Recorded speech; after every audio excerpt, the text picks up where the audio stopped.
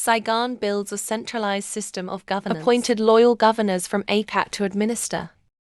For the first time in history, all of Mesopotamia was under a single power. Autonomous sumo members are forced to bow to the address. Differences in language and culture. That's when the small country era came to an end. And a new school begins. The Age of Empire.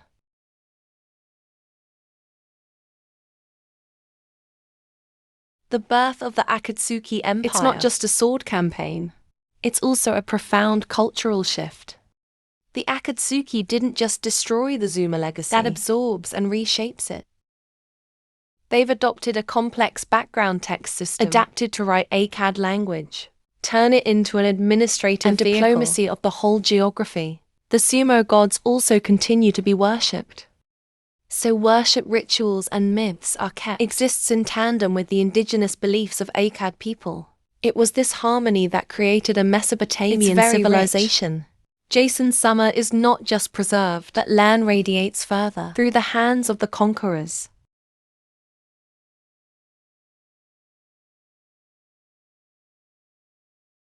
The Saigon era, and especially Naram Sin's grandson, Akkad, reaches the peak of power. A centralized administrative system is established, control of the giant territories from the Persian Gulf to the Mediterranean. King Akkad, it doesn't give authority to local lords like in Sumer. He appointed a loyal governor. These people are the extended arms of the court. On behalf of the king, secure all orders from the Akkad center to every corner of the empire, with which a life that is often not terrible is maintained, to expand our borders and quell any uprisings, to connect the distant lands.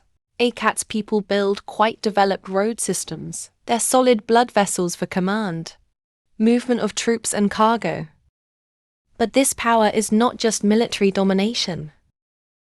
The king began to worship God, not just God's people, God among men. Naram Sin styled himself as the god of Akkad. This is a smart political strategy. When you put yourself on the same level as the gods, he closed all the gaps between them, mortal power and divine power. Loyalty is now concentrated on one person, a center and institution. This is evident in art. Victory Beer of Naram Sin. It's a classic work with images. The king was proud of his enemies. Head with horns. The symbol is only for the gods. The head of the Bronze King is said to be a portrait of Saigon. There is also a cold look, curly beard, meticulous, majestic lines. It's all about a new style of art. Strong, pragmatic, and bearing the mark of absolute power. The birth of the Akkad system marked the first time Mesopotamia was unified under one central power. It's a big turning point in thinking, social and artistic organizations, the foundation for the next great dynasty.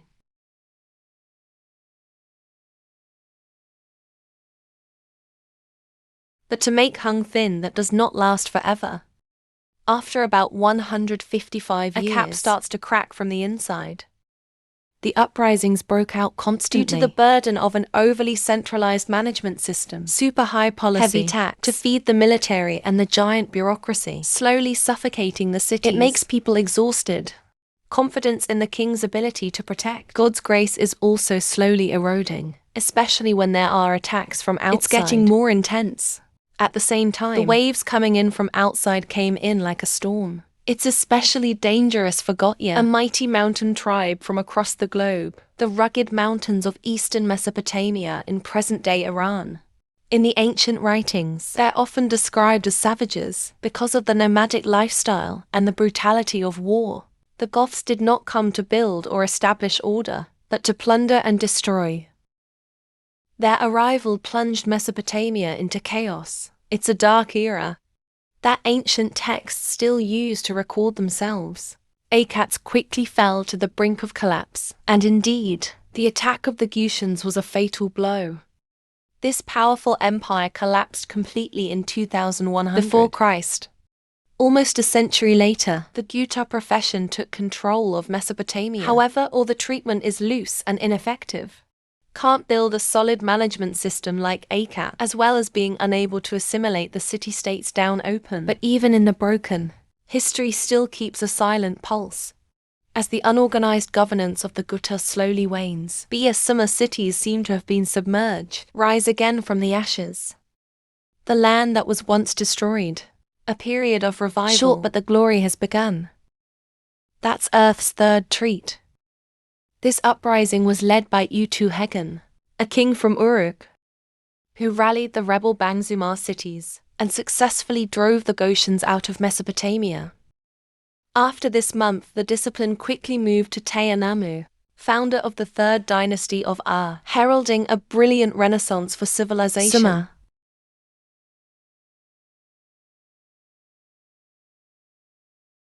Two great kings formed this whole period, Enemu and his son Sundi. Enemu is not just a great warrior, it's also a great architect. Cho restored the forgotten scriptures, stopped the temple's donate, and in particular the enactment of the law of Anamu, the oldest legal document known to mankind. Through every law he restored order and social justice. Under his hands, to once again become the flame of power, burning ambition to dominate Mesopotamia. If Enemu has the foundation, Sungi is the builder. For almost half a century of his reign, he expanded the frontiers, strengthening the administrative reorganizing the military and reforming the education system. This is the third time under the Spring is not only strong politically, it's also the culmination of a solid state model, wise and ambitious. The revival of the dynasty, it doesn't just exist in reform and the law, but also through the brick and stone seal. None of which is comparable to the great ziggurat of Ur, the most majestic symbol of piety and royal power. In the arid land of southern Mesopotamia, it rises like a sacred mountain. It's very different from the modest architecture of earlier times. This work marks a turning point in thinking, social construction and organization. It was started under Enemu and completed by Sungi. The ziggurat is not only a place of worship for the moon god, it's also the wordless manifesto of a civilization just resurrected from the ashes. To build this massive structure with a 64-meter platform, width 45 meters and estimated height more than 30 meters, Sumo people used millions of bricks to dry and heat, of which about 720,000 are fired bricks, only for the lowest base. It's all stacked to form a great staircase mountain. Top-notch processing technique. It's shown by the precision of each line and the bearing capacity of the structure. More important, the mobilization of large people and resources from across the empire to make this project a miracle. It requires a huge system of organization and coordination, strong enough to overcome all barriers of rudimentary geography and transportation at the time, to bring thousands of people and countless materials for many to the construction site. And it's this that has become a powerful testimony for the economic recovery, political stability, and the absolute centralized power of the Tibetan dynasty. To achieve that great management achievement, a high-level bureaucracy has been established. Thousands of clay tablets. The excavations from this period speak for themselves. It's a meticulous record of scrap taxes, distribution of resources, to organize the labor force for public works, large scale. Each pet, every single day of work is accounted for. It's all about an extremely sophisticated economic capacity to collect data analysis and proficiency in resource coordination ensure the smooth operation of the entire system. It's a level at which many later civilizations you also have to look at learning. Thanks to a centralized and efficient management, the economy under the third, into a period of great prosperity. Agriculture, the backbone of Mesopotamia. It's tightly controlled through the canal network and fine V-product distribution system. Order is maintained, stable crops, and in that tranquility, other professions also flourished. For the first time in centuries of conflict, the people of Sumo to enjoy a relatively comfortable and orderly life. Like every high point in history, the Earth Team's glow is fading. Even if the walls are still strong, and the temple still echoes its prayers, then the cracks have started to land slowly from the inside. After the Renaissance period under the Third Dynasty, the Sumer civilization seems to have found a steady pulse. Kings rule by law. The temple was restored and the water channel flowed to the field. But that stability doesn't last. The very buildings that once lifted sumo from the soil, irrigation system to the operating system, it's starting to shake under the weight of time. The crisis did not begin, sword or hooves invasion. It comes from the water that once fed them, Al Prat River. In a process of irrigation that's lasted for centuries, little salt from this river has been accumulating. Crystallization after each evaporation of water. The more layers of salt you irrigate, the thicker gradually it gets. The fertile fields are salted, turned into a barren land that couldn't be farmed. The consequence is wheat production, a staple food crop that feeds the entire delta, seriously impaired. To deal with, farmers were forced to turn to barley farming, a better salt-tolerant plant, but poor nutrition and low productivity. That change caused total food production to plummet. The pressure is starting to weigh on the bureaucracy because the lack of agricultural products has stalled tax collection. The treasury is exhausted.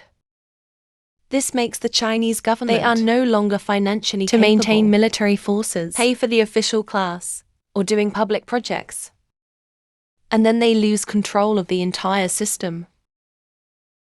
But the consequences of the agricultural crisis, it doesn't just stop at eroding the bureaucracy. It also directly affects people's lives, which is most evident in the widespread famine.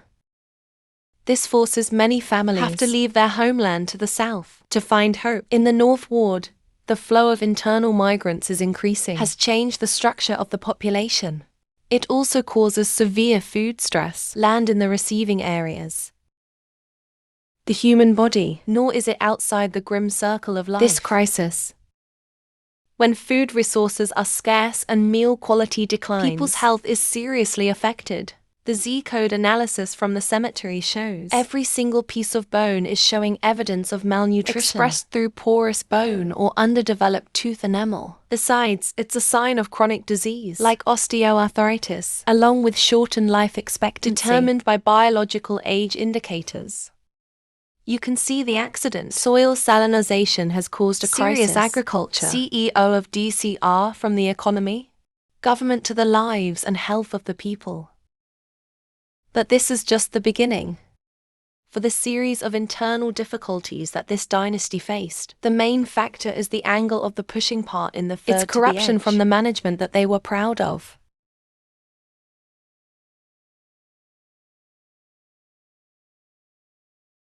While the empire is grappling with saline contaminated, then decentralization begins to arise. Governor and general, people trusted by the king, assigned to the CAI task, the lands far from the center, gradually accumulating power and wealth. They start behaving like autonomous lords. They are only tied to the central government in name, from which Emirate peoples formed within the empire. The king's power was greatly weakened. To maintain a standing army, the Great Depression and the great bureaucratic system, while revenues are running out, the government was forced to raise taxes and catch more laborers. This is the kind of carnage that the ACAT's empire has been in. It's happening again now. Food crisis caused by saline soil has made every tax collection a huge burden, pushing society into a cycle of discontent and authority rebellion. People complain about super high taxes, unfair distribution, and official abuse of power. A series of disarming protests silently ignited to shake loyalty in your provinces. It's these internal factors has eroded the power from within of the third, turned the empire from solid unity into a wall full of cracks. And in that savagery, the conflict between the city-states seemed to have been extinguished. They are rising stronger now.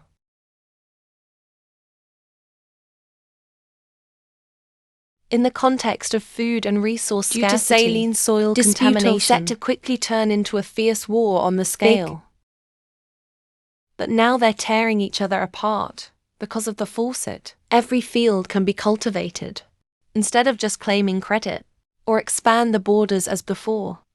The two largest cities are Isan and Lhasa. It was once the center of power under the Third Reich, now constantly fighting for hegemony and seize precious power.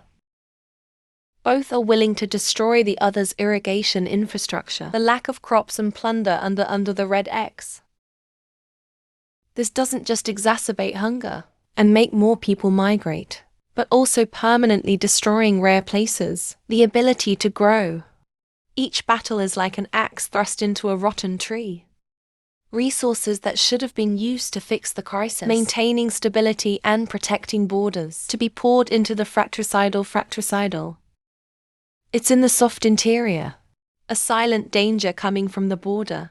Put an end to the era of glory. For millennia.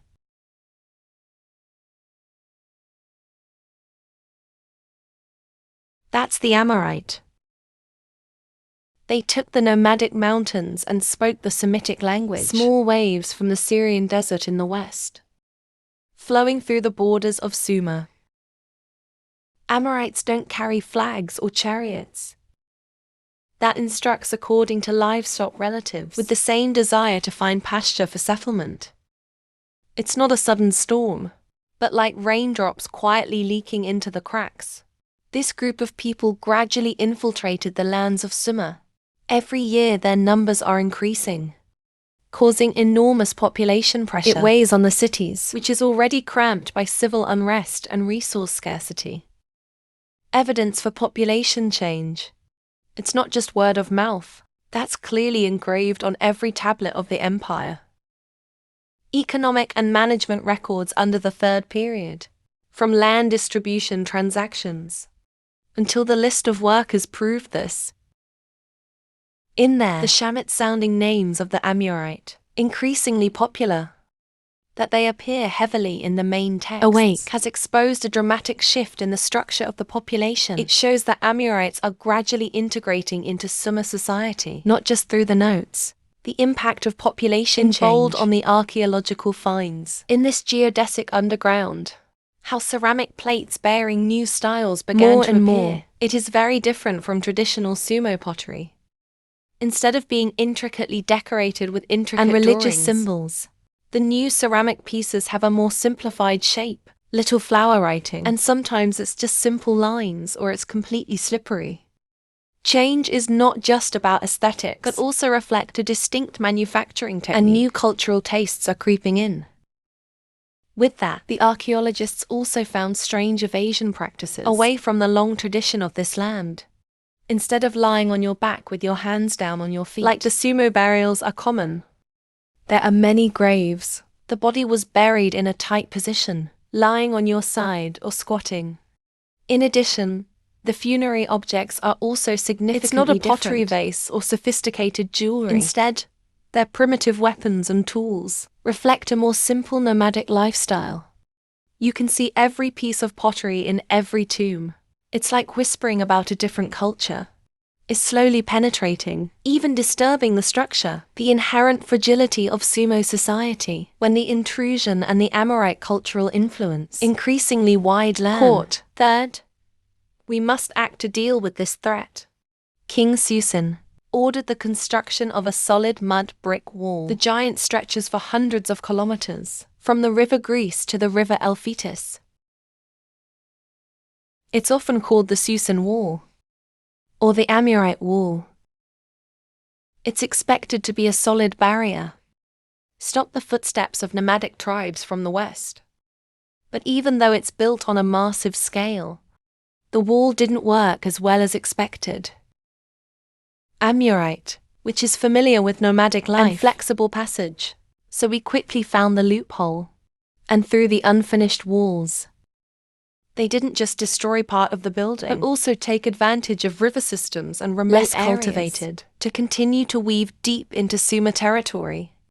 Finally, the wall was built to defend itself. It's a testament to the impotence of Erdi before a silent but persistent threat. After years of struggle, with internal crises and pressures not seen from the outside, Reign Erdi III, it finally collapsed around 2004 BC. Before changing the text itself, the group of Amorites that were once considered outsiders, they become the ones in power, on the land of the two seas. They didn't just live on the ruins of the Sumerian civilization, but they're quickly building their own new kingdoms. Emi. In that picture Akkad, a Semitic language close to Amorite, gradually replacing Sumarko, become an administrative tool and the dominant cultural language across the region. Like that, prolonged penetration and far-reaching influence of Amuri name. It's created a lot of pressure. It helped push the great civilization to the brink of collapse. And when Sumer was exhausted by extraterritorial interpolation from the east, an old enemy is still quietly stalking. That's Elam. The land once held a grudge against both Sumer and Akkad.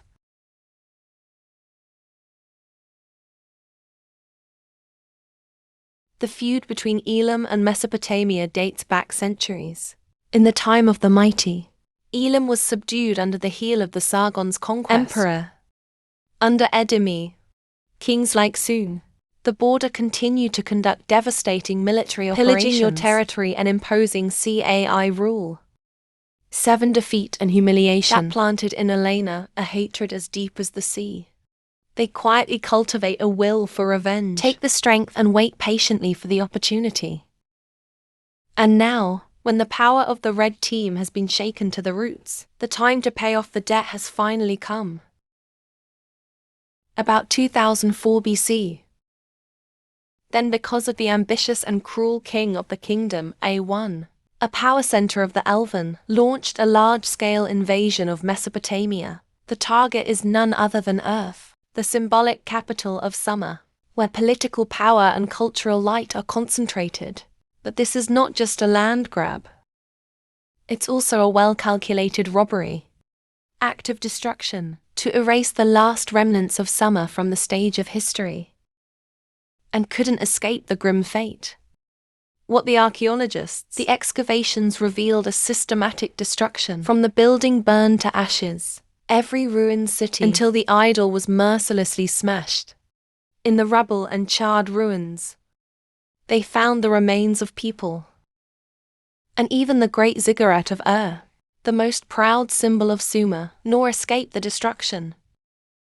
In the midst of the ashes, a literary masterpiece was born. It's a crying song. It's not just a farewell to a dynasty. Ca is also the far cry of the whole civilization. It's told from the perspective of the goddess Nigan, wife of the sun god, Nana, the guardian of the human. This makes tragedy not only human in color. It's also filled with sacred pain. It is painful to witness the sight of the dear city destroyed, the sacred temple where Ba reigns submerged in ash, and so many innocent lives are wrapped in a cycle of destruction. Of the Elam. In the fury of fate, she begged the supreme gods of Sumo, begging for mercy, save the Leia from destruction. But all pleas go unanswered. It doesn't stop at the despair of the gods. The post also directly touches on human suffering through realistic descriptions of the destruction. Where the horrors of a city are struck down, the separation of loved ones and death are everywhere, is depicted in simple but haunting sentences. Her father went to another city. As son was taken away as people were killed. The house is abandoned. This is the cry of a god. It is also the cry of the whole nation, before the unstoppable collapse of the homeland, and it's the cultural soul that they've built. In the city of letters, we can feel the despair, the ultimate of people, to see our beloved city being trampled. There's nothing we can do. The Elamite destruction has officially put an end to political power, and the golden age of the Sumerians. But the decline of this civilization, it's not just the outcome of battles or destruction and ruin. It's been a silent process for centuries. Is most evident in the fate of language and cultural absorption.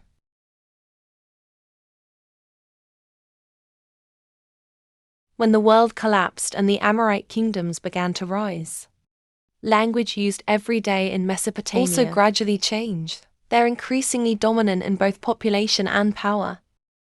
Although native languages are commonly used in communication, but it hasn't yet developed a sophisticated writing system. Like Sumer, there is Akkad, so the Amorite, not trying to impose language to his own large land, but choose a more pragmatic and wise path.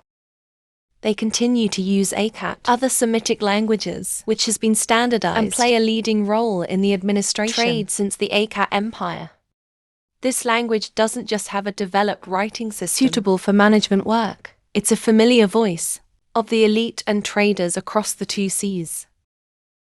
The acceptance of it as the official language of the dynasties Amorite has helped accelerate the decay of Sumerian.